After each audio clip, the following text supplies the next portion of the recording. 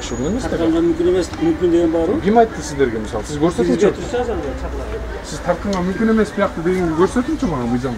Эмне жерде мүмкүн эмес экен укам. Ожо мен кирип тартам дегем. Ош шаарында медициналык колледждин окутуучулары студенттерди сабак башталганын айтып окуу жайга чогултушкан. Жыйынтыгында шайлоого карата студенттер форма 2 менен каттоодон өтүп жатканына күбө болдук.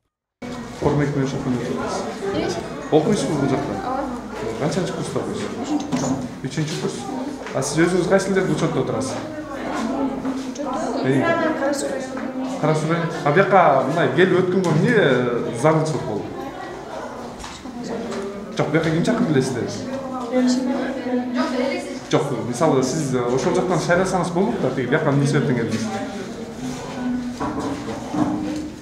Кара-Суудан келдиңиз, салмасызбы? Канчанчы курста окуйсуз биякта? 3-курста окуйсуз. А эмне себептен келдиңиз бияка? Хотела. Иә. Хотела. Жок, сиздерди бирөө чакырды. Калоңуздар менен келдиңиздер. Кайсы жерден болосуз? Мадыдан? Бул жерде окуйм, да. Вот өзүмдүн колум менен мен ушул партияны шайлайм деп өзүм келдим. Кайсы партияны? Кайсы партияны? Почему такие провоцирующие вопросы вы Сейчас, Сейчас извините. еще выборов нет. Сиз тоскоолдук кылып атасыз Я биздин секретарь. жумушубузга. Почему такие провоцирующие вопросы вы задаете? Мен карасаңыз да. Негизи сиз шайлоо боюнча өзүңүз каалаган жерден шайлоого сиздин укугуңуз бар. Бирок сиз бул жерде студентсиз. Бүгүнкү лекция деп барбы лекция? Эртеңден баштап сабактар бар деп айтылдыбы? Сабактар бар, бирок алар Zoom аркылуу болот. Студенттердин айтымында окуу жайда эртеңден баштап сабак өтүлө тургандыгын кураторлор билдиришкен. Бирок бүгүнкү күндө саламаттык сактоо министрлигинин алгоритмине ылайык бардык окуу жайлар онлайн форматта окутуп жаткандыгы маалым. Ооба, бизде ошол практика деп чакырганда. Чакырды. Ооба. А эмне болуп атат? Азыр шайлоодо күтүп отурабыз. Кайсы жактан келдиңиз? Мен Оштон болом. Оштондо болосуз. Жанагы мисалы форма 2 менен өткүлө деп аттыр да, ошол үчүнбү бияктан? Өтүп аттыңыздарбы?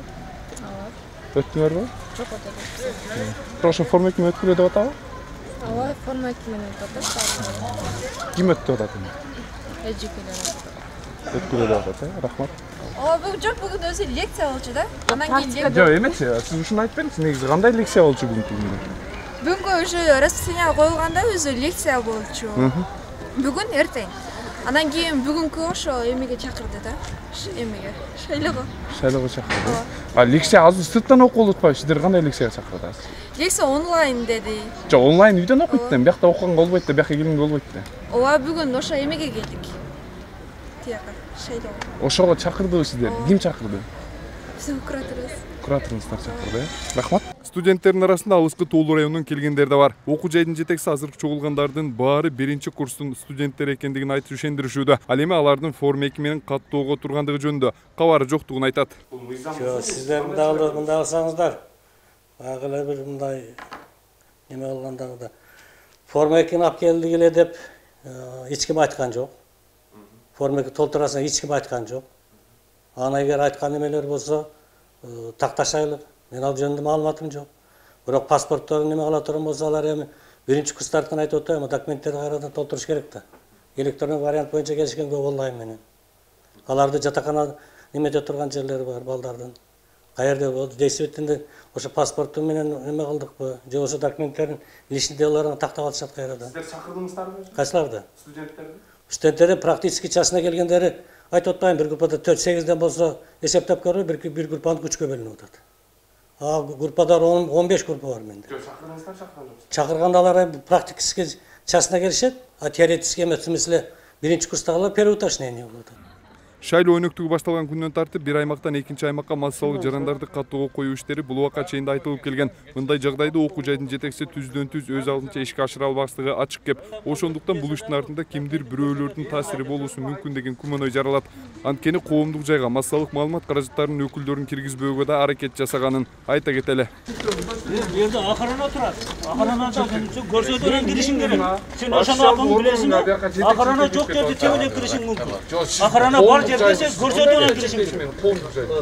Сиз чектебең мени эмне болсоң да баары бирдей. Бул убакка чейин шаар ичинде муниципалдык кызматкерлерди айрым партиянын өкүлдөрү чогултканын ачыктаганбыз. Бул көрүнүштөрдүн токтобой күч алып жаткандыгын, өлкө башчынын коопсуздук кеңешинде айткан сөзүнө жана тиешелүү органдарга берген тапшырмасына карама-каршы келип жаткандыгын ачык көрсөткүч эмеспи деген ой келет. Ал эми аталган окуу жайдагы эрте башталган окуу процессин кандай түшүнсө болот жана бул жагдай боюнча тийиштүү тараптар чара көрөбү белгисиз.